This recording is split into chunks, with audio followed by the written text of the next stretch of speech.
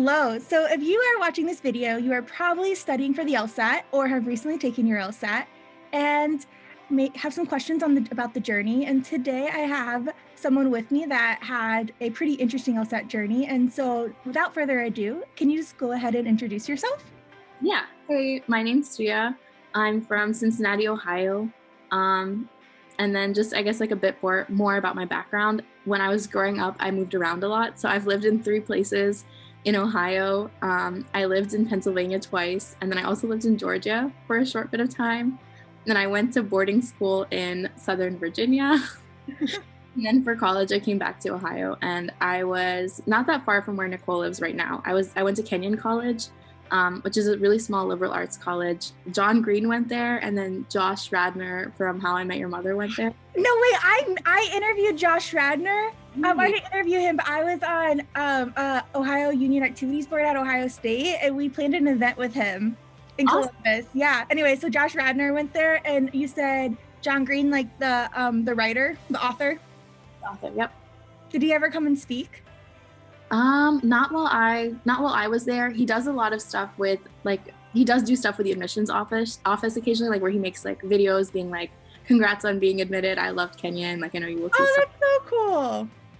Yeah. So I am, by the time I go to law school, I will have been out of college for 2 years.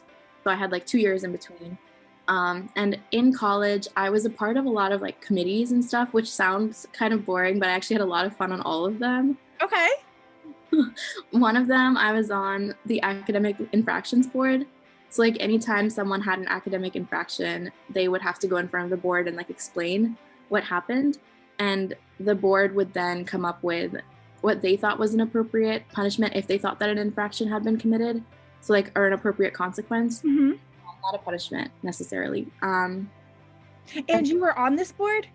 Yeah, and it was a very interesting experience because it was only 2 students and 3 professors. That was it. It was such a small group of people like making these decisions. Do you think it led to you? Did you already want to pursue law at this time, or did that process maybe encourage you to go the law direction? I think it did. We like specifically had in our bylaws and stuff, and in like the notes that we gave to, or like the documents that we gave to like the students that were accused of plagiarism and stuff, that this was not meant to be like a trial. But honestly, it was set up very similar to one where like they would bring a professor or someone that they could have on their side, almost kind of like a support, and we would have to ask them questions, to like appropriate questions to like gain more knowledge of exactly what happened. And so parts of it were very unlike a trial, but parts of it kind of were. Yeah, or the goal of it at least, like why you're asking the questions. So then what have you been doing since graduation, or since you graduated from college, or why have you taken a 2-year gap? Yeah, of course. So I thought about applying to law school around junior year. I was like, okay, maybe this is what I want to do. I really like using like this part of my brain and these skills that I have. And so I thought maybe law could be a good fit. And I started studying for the LSAT, and I took the LSAT and I got a 162, which is pretty good. But then I had like kind of really high goals. For some reason, I really, really wanted to go to NYU. I love that. And so I was like, I don't think I'll get into NYU, but I applied anyways. That was the one school I applied to. How did that go? I did not get in. And so I took that exam right after junior year, like in the summer between junior and senior year. And I applied senior year and I didn't get in. But at that time, I had decided, okay, like I don't think I'm gonna get into NYU. And so I applied for other opportunities. And one of the things I applied for was a Fulbright. And I got it, which was... A lot of people don't know what Fulbright scholarships are or fellowships are. What are those? Yeah, so there's 2 kinds. There's like a research one, and then there's one where you can go and teach English. And I applied for the English teaching one, and so I got to teach English in Malaysia for a year. It was supposed to be for a year. I only got to go for 3 months, but that's okay. It ended early because of the pandemic. But I really, really enjoyed that opportunity, and it made me really glad that I didn't get into law school. Like when I found out. Yeah, that has to be way cooler than 1 L year, getting to teach English in Malaysia and all the life experiences that you probably learned, and you'll get to take into the law classroom with you. Yeah, I never studied abroad, so this was like a really cool experience for me, and just like meeting all of these other recent grads that were in Malaysia also wanting to teach English. It was like a really, really fun experience overall. So when did you mentioned that you took the LSAT between your junior and senior year. When did you start studying for it? Yeah. So the first time I took it, did not study very much because I took it in the summer and I thought, okay, I'll just study in the spring, but then like during classes, but that didn't work very well. I think I just needed time outside of classes to study for it when I wasn't, a full-time student. So I didn't study properly and I really studied just like a month before the exam. It was not a good plan. Okay, so then you went through your senior year. When did you did you keep studying all the way through or did you stop and restart? I stopped and then I decided to restart the summer. So the Malaysia program didn't start until January after my senior year. So I had like a 6 month, I had a break there, like a really good chunk of time, over 6 months, I think. Yeah. And so like maybe 7 months. And so I studied for like 3 months and took another summer LSAT, like right after I graduated. Maybe I studied for 2 or 3 months and took another LSAT and I got a 166. Okay. I was like, okay, this is like pretty good. I could apply with this. Yeah. But then in the rush of like going to Malaysia and stuff, I didn't properly finish all of my application materials. And I really, really had this goal of applying early in the cycle. And I was like, well, it doesn't really matter because my Malaysia thing wasn't going to end until like November anyways. So I would have had to defer a year, even if I'd gotten in. So I was like, it's fine. I'll just apply one cycle, like, and give it my all. Right. So I ended up applying. But when I came back due to the pandemic, it was like April and some schools still had their applications open. So I did apply to 2 schools then. I applied to Georgetown, Vanderbilt, and WashU, 3 schools actually. And I heard from them and got waitlisted at all 3. So then what did you decide to do?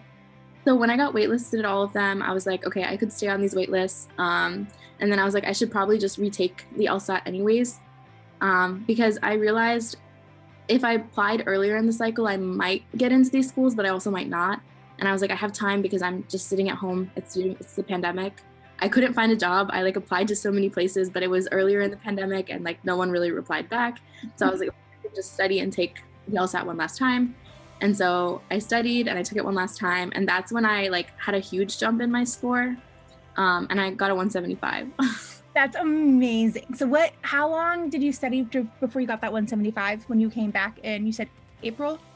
Yeah, I studied way more effectively. And I would say I studied for maybe like 5 months overall. Yeah, I studied like for 2 months, took a break, and then studied for 3 more months. So what do you wish you knew when you were starting out studying? Yeah, I think there's so much information out there, but it's never like all in one place. It's like you gather all these bits and pieces of information about applying to law school from so many different resources. And it's not even something you can do in one day because you really have to let information settle in and like build. Yes, I call it you have to let it marinate. Yeah, you really have to let it marinate and see how like certain potential options or avenues like would fit into your life decisions and like, what fits into like your goals. But when it came to studying for the LSAT though, what do you wish you knew? Like just in general of like, would you have changed anything about your studying earlier?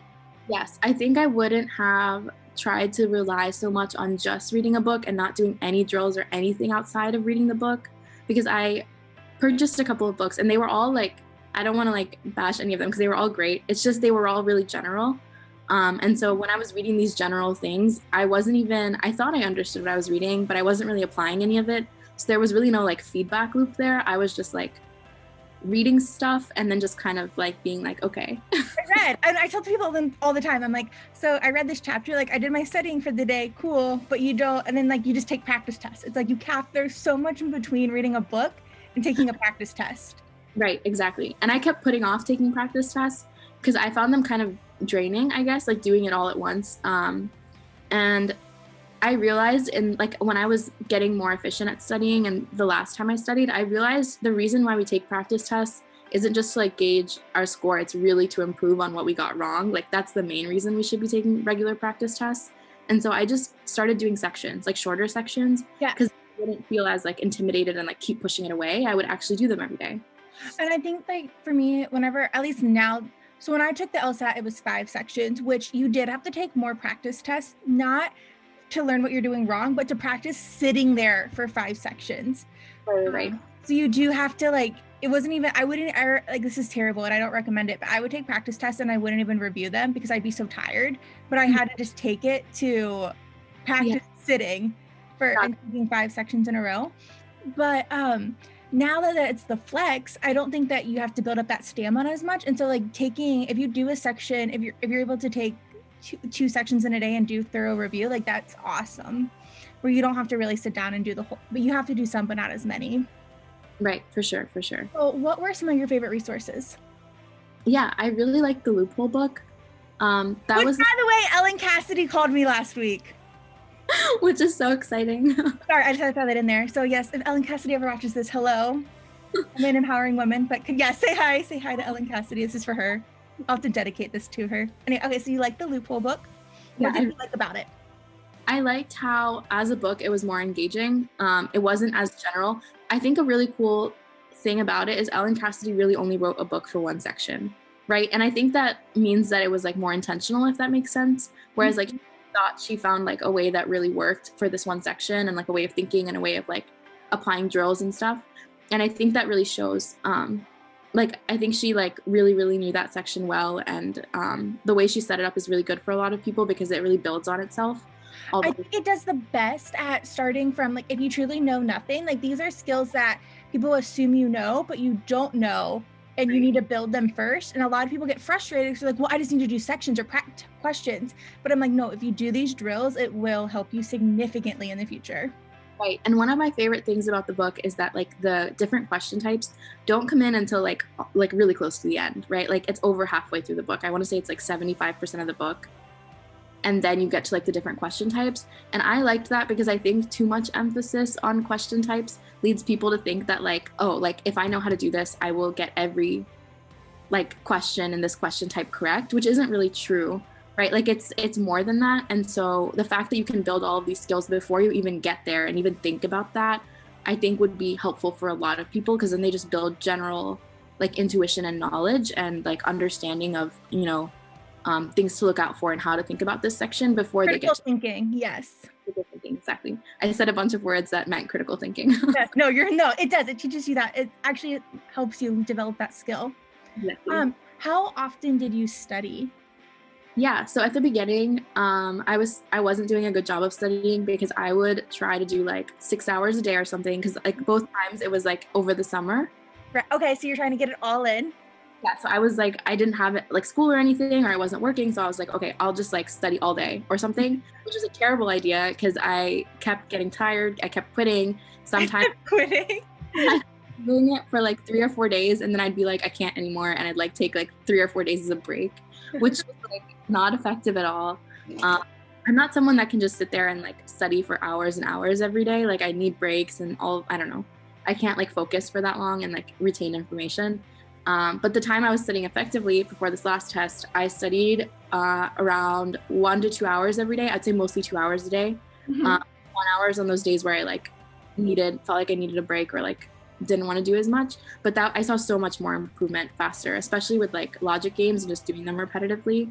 Just doing a little bit each day helped so much more than like trying to sit down and cram in 6 hours of work. No, you're spot on. I think that so many people, I wish they would know early on, is talking with someone that can help plan out, like, when are you wanting to go to law school? Okay, if I want to go here, when should I be taking my test about-ish? When should my applications be due? Because if you can spend more time studying, a lot of people like, oh, I have 3 months, I can still get it in, and then they don't reach their goal. And then they actually take some longer to get there, because if they would have used those 3 months more efficiently, they would have saved themselves so much energy and oftentimes money. But a lot of times we're just such in a hurry to get to law school. Right. The other thing is like, if you're, I guess, like keeping an open mind about when you're going to law school can be really important, because I was actually almost like slightly devastated. So my parents were too, when I said I wasn't going right after college. Like they were kind of scared because they were like, what are you going to do? And I was like, I don't know. But not this. I think that's something that we have to like change people. Like I tell people that you can't, don't ask people, not that there's a lot of wisdom from people that haven't done what you've done, but if you have a certain goal in mind, ask people that have actually done it and what it took and what you should do. Because a lot of times we get advice from people that just like, oh, why would you take the LSAT again? Or why would you wait a year? and they have the best of intentions saying those things, but they've never actually gone through the process and realized like how much you could benefit if you treat it in your situation, like wait a year. You're now not going to get off a wait list to get into one of these schools, but where are you going? Oh yeah, I'm going to Northwestern in Chicago. And she got into their early decision, which is really exciting. So you don't have to wait out the pain of the cycle like some of us as much. I'm sure it was painful at the beginning, but not quite as awful.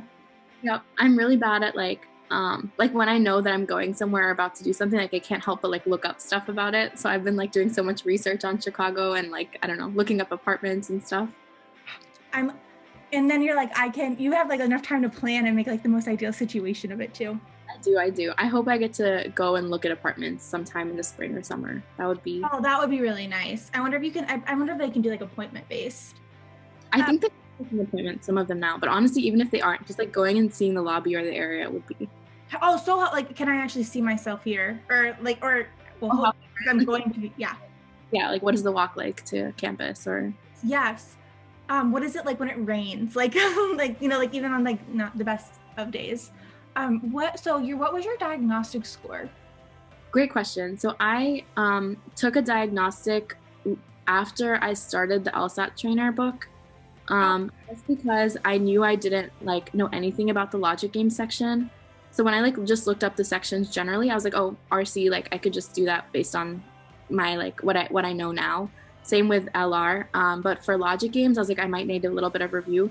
So I like did some of the logic game section of the trainer, and I don't remember exactly how long I did it for, but I think it was like a week or two. So I like did have some logic game skills, not that many, and I got a really high diagnostic score. I got a 164. Which you didn't even do on your first test then, so that had to be heartbreaking. Oh yeah, that was a little sad, but it makes sense because I only studied for a month. So like, I guess I didn't really gain any knowledge because yeah, that's okay. It was what it was. Mistakes were made. Mistakes are made. So what would be your top piece of advice for someone that's studying for the LSAT right now? Yeah, I would say there's different methods out there and like drills, if that makes sense. Mm-hmm. So I would say like find one that works for you, and definitely like don't just give up as soon as you try it once, right? Like stick with one for a little bit and see what happens. Because a little bit, like that's longer than a week. So Sriya has like kind of a long journey, but it also kind of sounds short by the chunks that she did. And but she also learned more effective studying. For some people, like you might have to stick with a technique for a month before you see massive improvement. And that's normal. I think a lot of people bounce around. Like if it doesn't work on like in a week, then they're like, okay, I'm not doing this. I'm going to try something else. Right. And I think it's fine to like shop around for methods, right? Like to listen to a couple before you like pick one and you're like, okay, I'm going to try this for a while. Mm-hmm. But, like one, like actually try it for a while. Yeah. Cause I think I was just like, I didn't really like, the only time that I was studying really effectively was the last time. And that was when I was like really looking for like drills or something to do consistently to try and improve. And like consistency is really important for any type of studying, I think. So did you use any resources other than the loophole? So I didn't end up using like 7-Sage or Blueprint or any sort of like program or anything, but I did end up using Law Hub, because that was released the third time. Yes, that. I took the test by that like time I was studying, and that was super helpful. Like just having access to all those PTs. The PTs in the book, in like the book form, I had like 2 or 3 of those books, but it was harder because like writing in the logic games for those, it's hard to redo them, right? Oh, I get what you're saying. Yeah, I used to. I used to like try to make copies of them, but like it's like for my own use, so I could redo them. But it's like copy prohibited paper, so like it would show up like blank, and I'd be like, no. So I would try to type them all. And now there's literally like you can have access to them online. I was like, this is the greatest thing ever. And I imagine like how much time I used to waste by trying. And that's actually why I didn't redo games, is actually now coming full circle, is because I didn't want to copy them. No, it's fair. It was such a pain. What I ended up doing was I took a photo of them on my like phone and then make it large on like a Microsoft document or Word document. Or I'd put them, I'd have them on my laptop, and then I would like digitally like circle answers and then like clean it every time I did it. Like I'd like yes. It was a process, and like I don't know, it was not as easy as it could have been, or as it is now, for sure. Yeah, that helped a lot with games and repetition and stuff. How did you stay motivated? Yeah, so it was much harder when I like didn't have a schedule, when I didn't make myself like a schedule saying this is what I'm doing, because I would show up to study time, and I think you mentioned this earlier, like where you were just showing up and just I did my stuff today. exactly. I would just show up and be like, okay, I'm doing like whatever. Versus this is where no guidance is like can be so bad. Because I remember like I got all these books and I would go to the library and like think I was studying. Yeah. So that's when I wasn't doing well, and it was hard to have motivation, because it's not like if I was behind a day, it's not like I was behind on something specific. I was just not working for a day. So, but once I made a schedule, like if I missed a day, all of a sudden like I was off by a day for the rest of my schedule. So that I think kept me motivated a lot, is having a schedule like multiple days in advance. So I know that like this is today's work and I'm doing this today. That helped a lot. Actually I like that a lot too. The other thing I tell people is don't sign up for an LSAT until, especially now. Before, I think people used to sign up for, at least when I took it, you would sign up earlier because seats would sell out. Right. Was it in person? Where now, like you can wait until the day of the last deadline to sign up. And I think that's it, like where you don't have to sign up as early, which I think is a game changer. No, it really is. Yeah. No, for sure. I think there's so many benefits to the flex. It's ridiculous. No, truly. Yeah. Making sure that you're ready before you sign up, I think is a really, really good thing, because then you don't have to, where I feel like people get more and more panicked when their like test date gets closer and they don't notice improvement. Right. And they're like, okay, now they freak out. Yes. And then you don't give yourself the space to learn. Exactly. And I think taking a test in itself is very exhausting, because like you worry like the month of the entire month of the test, you're like worrying about the test. The entire month after, you're like worrying about your score, right? So it's like 2 months that are like sucking all of your energy out and stuff. And so like it's exhausting, especially people that take 2 tests back to back because they like signed up for both of them. Okay. And that's what I would do. I like, maybe you don't recommend, because like I would rather go through the process once, like June and July, and get it over with, rather than like mine was so drug out. Like I regret how I did mine so badly. No, I was just gonna say that if you have 2 back to back, though, it's even more exhausting, right? Because you like just 3 months. Yeah. All of a sudden, like unless you're prepared. But if you're prepared, it's like no big deal. Like you're like, I'm just taking the second one for scholarship negotiation or to try to get a point or 2 higher. Right. No. And it's a different mindset then, and it's less scary, I think. Yeah. And just as a final question, like why are you going to law school, and what do you want to do with your law career potentially? Great question. So I'm not entirely like set on any one like career or anything in law school. But I do think like the one thing that I have in mind is like just in general helping people. And in general, I know this is like kind of a bigger picture thing, but when I was writing my personal statement, that's when the Black Lives Matter protests were going on. And that was a very hopeful thing for me to see, because so many times in undergrad and even before, dialogue happens, conversation happens, and like these small like protests and things happen, but they stayed within certain circles of society. Like they were little pockets, and it felt kind of like, I don't know, frustrating that like it seemed like not everyone was getting involved, and it seemed like no matter how much time had passed, it would just stay in these pockets where like dialogue happening there didn't really make a difference on the bigger scale. Yeah. And so seeing that like so many people cared about what was going on at that time really inspired me. And I think I'm in general, I'm really invested in diversity, but I'm also really invested in diversity in law and in the legal field, and also in general. Economics. I'm just kidding. I'm not as invested in economics anymore, but sorry, I'm so sorry. That's the running theme throughout my interview. That's so sad. No, I'm just kidding. I always casually. I think the coolest thing is whenever people have like all these other passions, but what they their degree in is almost more of a skill set. Because so like I'm in marketing, but like I have my degree is more in agriculture, but I use like, it's a weird degree, but I love that because I have like our marketing, like no matter, even when I go to law school, I have like this skill, right? Marketing that I can use. So, like economics, like it's still a skill. Like even if you don't use it, it's still going to be valuable. So I tell people I love people that get degrees in something kind of like more of a skill. Not that it's not just a trade job. I don't mean that. I just mean. Yeah, it's another perspective I have, I guess. Like, yeah, it's awesome. Like accounting would be like, would be amazing if I knew how to do some accounting stuff. Yeah, but I guess just to round out that, like what I was saying, there's like so much injustice that happens because there's not enough diversity in terms of like judges, or like there's so many justice. Do you know how many women have ever been a judge, like a federal judge? I need to look it up. It's ridiculously low. Proportionate makes sense.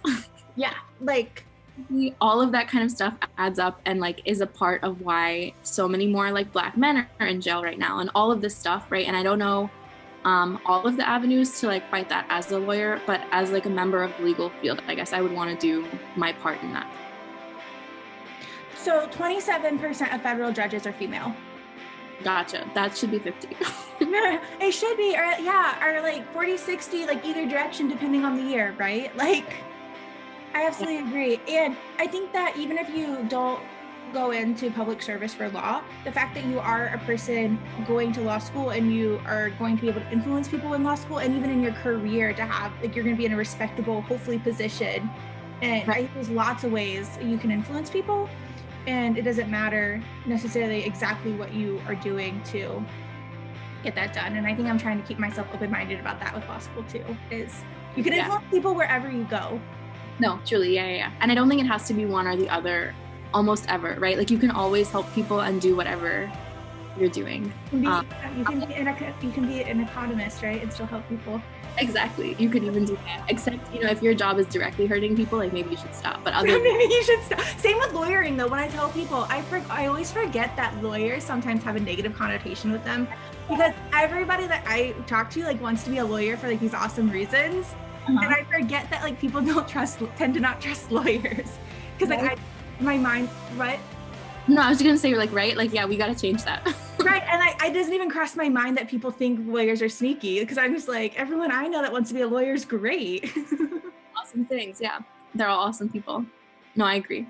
All right. So any last thoughts or questions, or thoughts or perspectives? I would say like the stress, like it's normal, but just know it'll like, it's worth it, and you'll be on the other side one day. Like Absolutely. And you are not your test. You are not your score. Not at all. Not at all. And it's a measure. It's truly not a measure of like your intelligence as a person, right? Like there's so many factors that go in to like what your score ends up being. And it's just one part of your application at the end of the day. And it's not a true reflection of like how you're going to do in law school or any of that stuff, right? Like it might be correlated, but it really is not. It's not a hard line. Awesome. All right. Well, thank you so much for letting me interview you, Sriya. Thank you for interviewing me. Oh, all right. Perfect.